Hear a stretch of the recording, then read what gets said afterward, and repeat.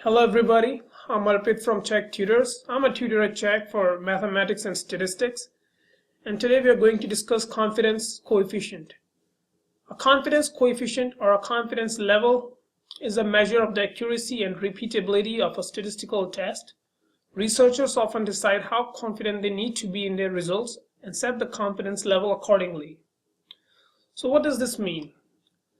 Researchers often tend to choose a certain amount of confidence in their experiments, and based on that confidence level, they come up with a confidence interval. For example, a researcher chooses a confidence level of 95%. So based on this confidence level of 95%, they can come up with a confidence interval of 95%.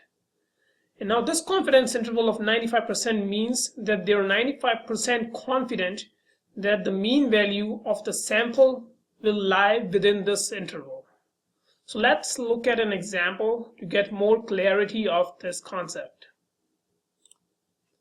So here, suppose we want to estimate the average weight of an adult male in DeKalb County, Georgia. We draw a random sample of 1,000 men from a population of 1 million men and weigh them. We find that the average man in our sample weighs 180 pounds, and the standard deviation of the sample is 30 pounds. What is the 95% confidence interval? So they have given us some information, and based on that information, they want us to create a 95% confidence interval. So let's start with the first step.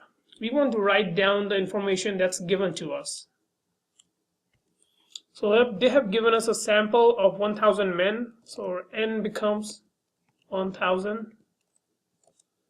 And they have given us that the average man weighs 180 pounds.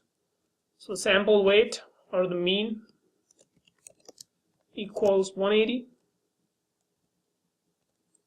They have given the standard deviation to be 30 pounds.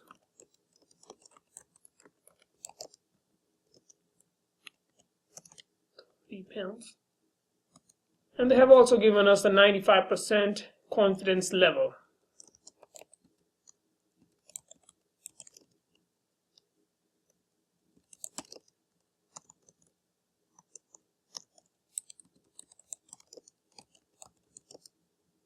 (95%) become 0.95 since this is 95 divided by 100. So this is the information that is given to us. And let's find out the confidence interval based on this information.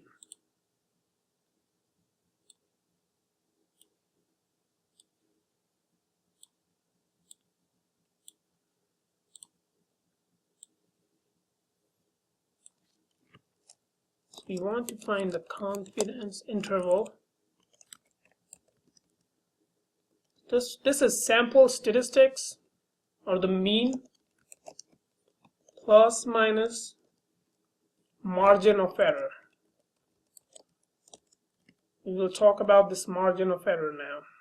So this could be even simplified into confidence interval equals mean plus minus margin of error becomes critical value multiplied by standard error.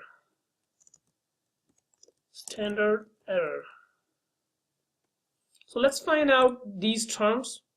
Once we have the mean, critical value, and the standard error, we will be able to calculate the confidence interval. So let's start with finding out each and every value, and we will just, once we have all these three values, we'll plug them inside the formula. So what is the mean? Mean is 180. That's already given to us. So we are good at this part. Now we want to find out the critical value. Let's find out the critical value. Critical value. So for this, we need to find out the alpha. And alpha equals 1 minus the confidence level that we were given, that is 0.95. So our alpha becomes 0.05. And once we have the alpha, then we can create the critical probability, or our p-value, where p-value becomes 1 minus alpha by 2.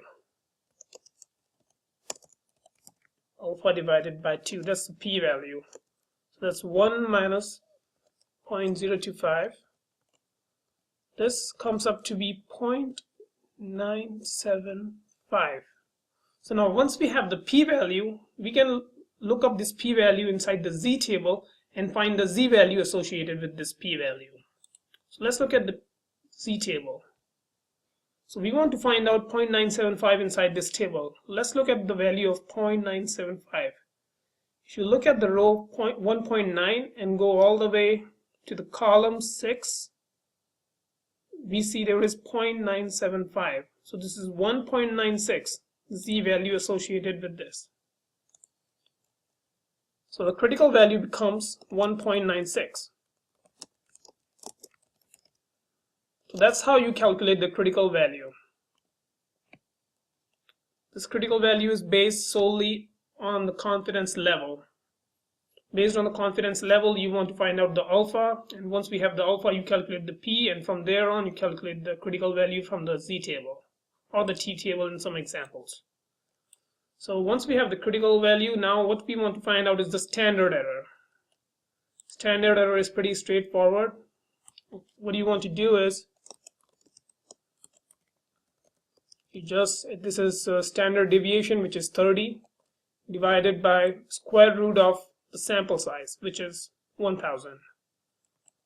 So square root of 1000. So this is 30 divided by square root of 1000.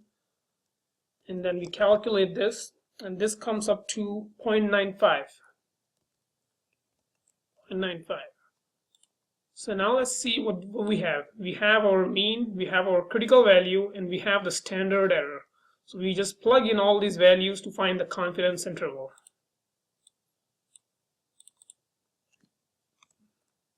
So the confidence interval, we can denote it as CI. That becomes 180 plus minus. We're using plus minus here because we are having two upper bound and the lower bound. So we'll have two values inside an interval. So this is 180 plus minus 1.96 multiplied by 0.95.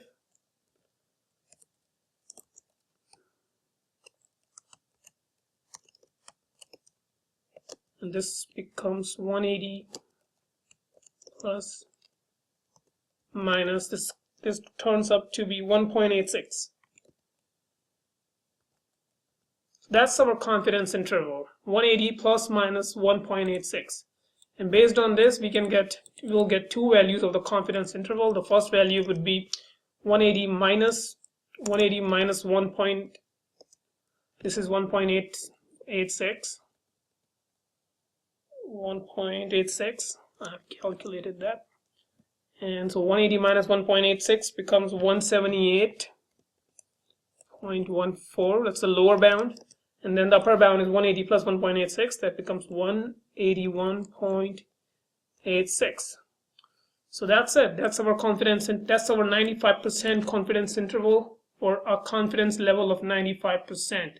And again, what this 95% confidence interval means is that our average weigh we are 95% confident that the average weight lies between this interval that we have right here. And I hope this video helped you to understand confidence level, confidence coefficient.